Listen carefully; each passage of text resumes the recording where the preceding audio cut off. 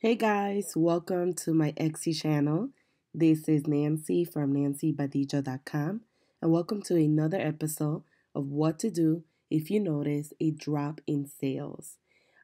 If this is your first time visiting my Etsy channel and you are an Etsy seller or possibly thinking of becoming an Etsy seller, this is the channel to be. Make sure that you go ahead and subscribe to my channel. I upload weekly videos about Etsy and how to build a thriving business on Etsy. So make sure that you subscribe. So let's go ahead and get started on this tutorial. So a drop in visits to your shop or sales can mean a number of different things. And what I always tell people is that one thing that you always have to pay attention to is that there has been an increase in competition in Etsy. If over the past couple years, Etsy has grown dramatically. So one of the reasons might be that you do have an increase in competition. So therefore, those keywords that you used to rank before on, let's say, on the first page of Etsy, you no longer rank there no more because there's so much more competition. So one of the biggest things that you could do, especially if you are already in a competitive niche, is going back and looking at all your listings that barely get any likes, that you don't get any sales on. Start with those first. And what I would do is go back to those listings and redo your SEO. Because what happens with SEO over time is that maybe in 2016, wedding invite, you landed on the first page of Etsy. And now in 2019, 3 years later, let's say 30,000 other stores open selling wedding invites. Now you are buried in the search results because there's so many other people using that same keyword. So therefore, redoing your SEO and finding new keywords that you could target for is going to do wonders for views in your store, engagement, and also help you increase sales. Reason number two to consider that your sales have dropped is that maybe there's a changing trend, right? Maybe what you used to sell in, let's say, last year was very popular, but this year it's not as popular anymore. So you really have to pay attention to things that you sell, because you could have an item that you sell for a couple years and make a lot of money, and then all suddenly stop making as much or even less than that because of the fact that it's not trending anymore. Now, Etsy at the beginning of every year sends out a report of trending items for that particular year. So they just sent one in January that had all the trending items for 2019. I highly recommend seeing it because what that does is helps you identify if the items that you sell are in that particular niche. So if you do find items that you sell in your store in trending items that are for 2019 on Etsy, that's a good indicator that you have a product that you still will make sales on. However, you might just have to switch up the SEO because of the competition, and maybe you're just being buried, or maybe you have to switch up the pictures depending on your product photography and how great it is. But it's very, very important to understand what is trending and what is not trending. Because if you currently sell a product that is no longer trending, I don't recommend wasting money in promoting or listing those type of items, because obviously you're not going to make any sales even if you change your SEO. Another reason why you might have a dip in sales can be a result of shift in purchasing behaviors. And this is something that is just understanding who is your target audience, understanding what type of products they buy, understanding the pricing for those products. Are you pricing it correctly? Is it too high? Is it too low? Understanding your target audience really makes a big difference. The reason why is because the more you know who are the folks that buy your items, the more you start understanding their behaviors. And you might notice that maybe the people that buy from you, the folks that buy from you from your market niche, Maybe they only buy from you in Christmas, or maybe you have peak months and low months. And this is very, very important to identify, because if you don't know this information, it's going to hinder you, and you're going to be like, well, how come these months I made a lot of money, but the following months I didn't make any money? And that's because of behaviors of people when they shop. So you have to really understand who is your target market, how they buy, why they buy, when they buy. And this is, over time, you get better with it. And a lot of the information you could find on Etsy stats, looking at identifying who is your target audience. Also, doing Google Analytics. It's important that you connect your Etsy shop to Google Analytics, because it's going to pull more information on where your visitors are coming from, the demographics of your visitors, their interests, their location. And the more information you have, the more you'll be able to identify who is your target audience. So, therefore, make sure that you go through my Etsy tutorials. I actually have a video on how to connect Google Analytics. Now, excuse me, my biggest recommendation is looking at your Etsy stats and comparing them year over year data. And this is going to really, really help you identify any large trends in your business. I think that when you compare monthly, that's great if you do that every month, just to kind of have an idea of how you did for that month compared to the previous month. But the best way to really understand your store, your customers, your sales, your peak months, your off months, is looking at year over year. When you have a solid year and then you do another year and then you compare it, then you're able to identify problems. You're able to identify where your strengths are.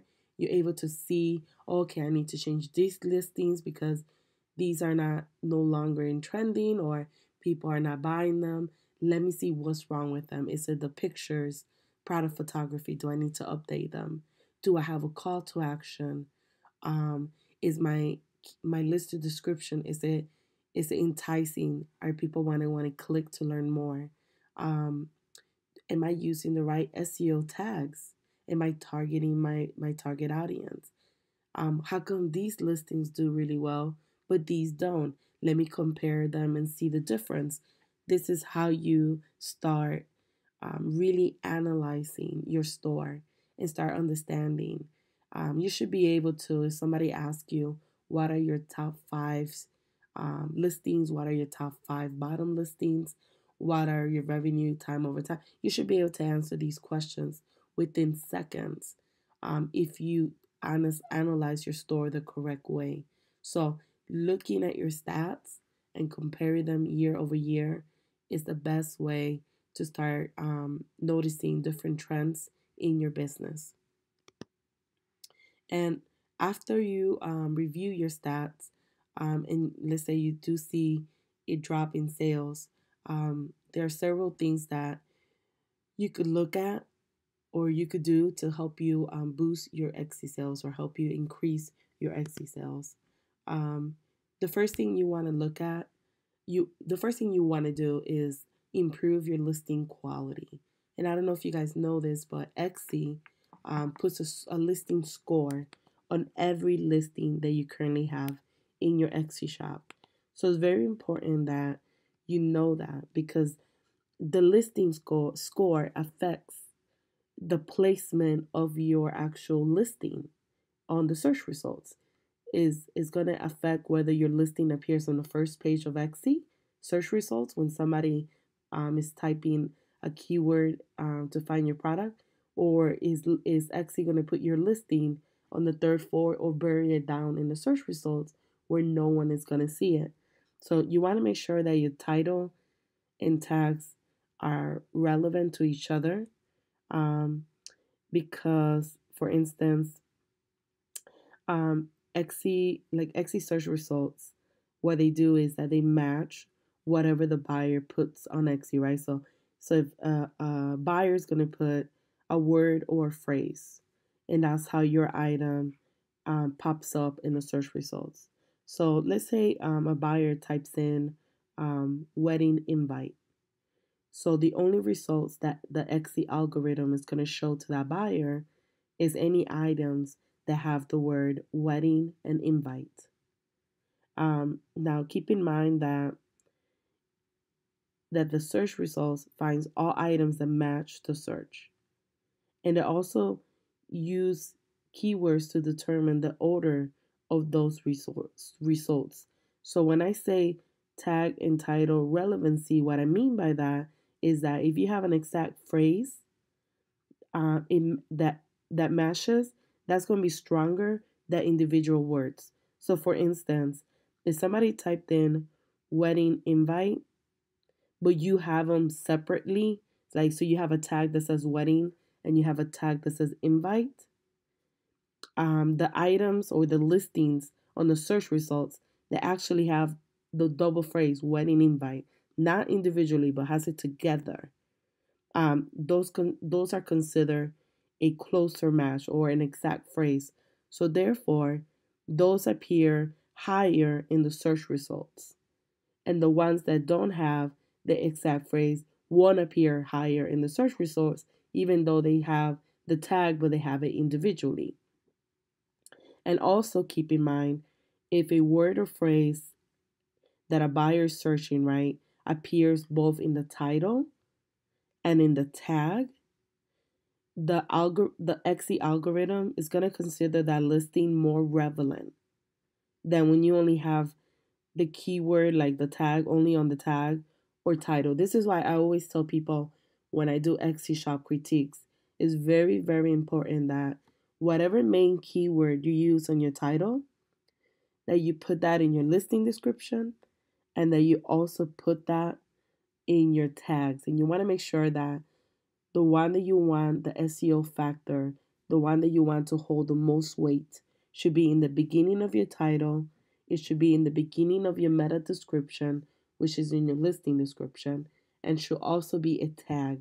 If you have it like that, that's called title and tag relevancy, and you rank higher in the search results. And another thing to consider to boost your sales is attribute relevancy. So, what you want to make sure when you use attributes, you want to make sure you use the ones that are relevant to your listing. You just don't want to pick attributes just to pick them. Make sure that they're very, very relevant, because what happens is that when you use attributes, if let's say the person selects an attribute that they're looking for, is going to filter. So that's going to actually help you get found more on the search results.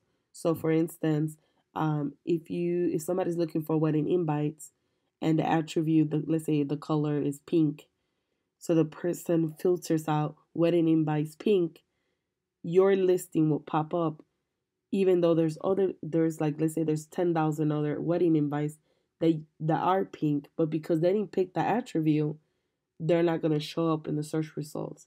So this is another way to boost your sale, making sure that you use relevant attributes that describe your product or service that you're selling.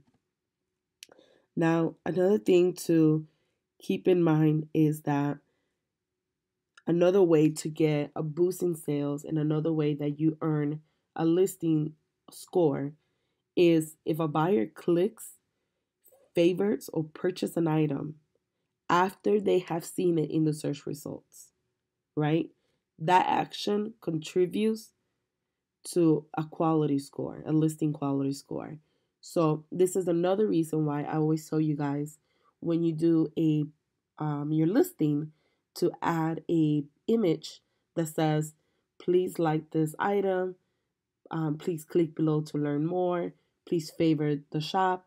You want to tell people to do that, because the more people do that after they do a search and they find your listing, whether they buy from you or not, it actually helps you get a boost in the search results placement, therefore ranking higher, therefore making more sales. So you definitely want to encourage people to favorite your shop or like that particular listing. Hopefully they'll buy from you at that given moment, But if they don't, it actually helps your quality score. Another thing that you want to keep in mind for improving your quality score is that customer service is very, very important. Um, there are different factors that contribute to a quality score when it comes to customer and they call it market experience. You have to have great reviews. You have to have your About Me section completed. Make sure that you have your shop policies completed as well. Um, and if you're using the frequently asked questions, that actually helps you rank higher in the search results. And you want to make sure that you don't have no cases against your shop and that you don't have any past intellectual infringement because that does affect your quality of your listing and the quality of your store. So you want to make sure, like I said, have great reviews, fill out everything in your store pretty much. That's why I tell everybody do your About Me section, do your shop policy. Do not think that not by not having that, it doesn't matter. It does matter. Etsy has said it over and over and over that it does contribute to the quality score. Another thing to keep in mind is that if you are a shop that has an actual location, um, for some reason, a lot of Etsy buyers from like Australia or Canada and even EU, um, they did a survey and they like to purchase from sellers that are either in the same country or neighboring countries. So if you are in one of those countries, um, by putting your shop location, that actually helps you rank higher also. Because if somebody's looking for wedding invites, but they want to buy it from a store that sells in Australia, you will get first bids over that customer before I do in Chicago. So therefore, adding your location is very, very important. A lot of people turn it off for some reason. I particularly think you should have it on.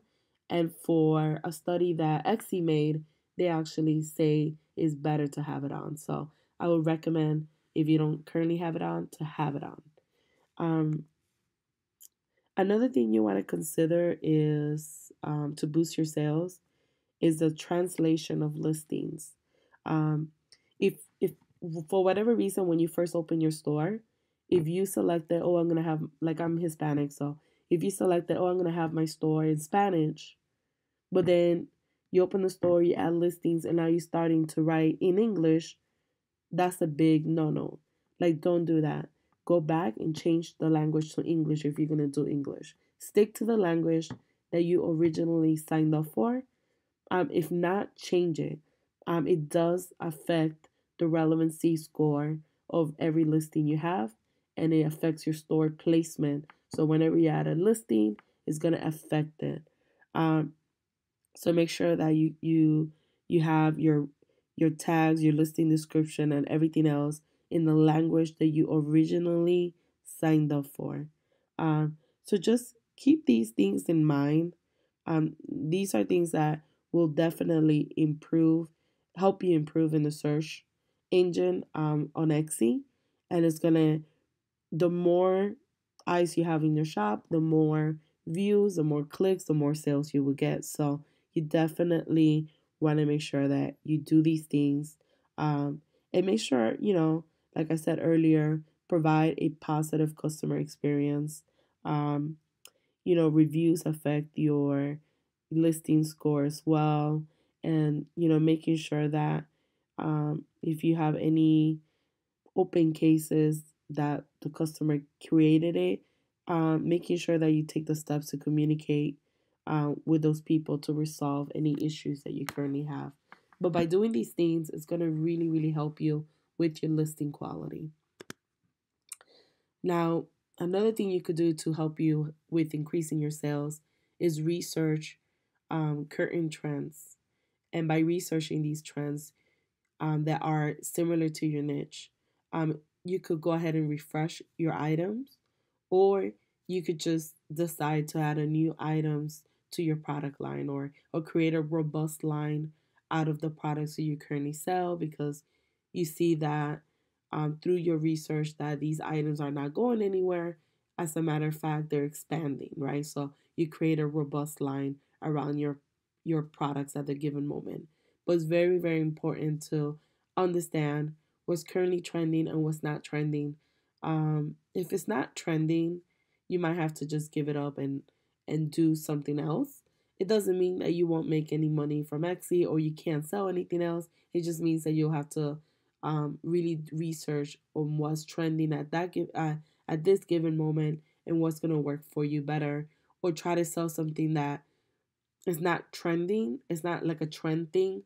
Try to sell something that you could sell year after year after year because you know there's a demand for, and then just be conscious that when you sell things that there's a demand for or that you know it's never going to finish, just keep in mind that the competition is always going to grow.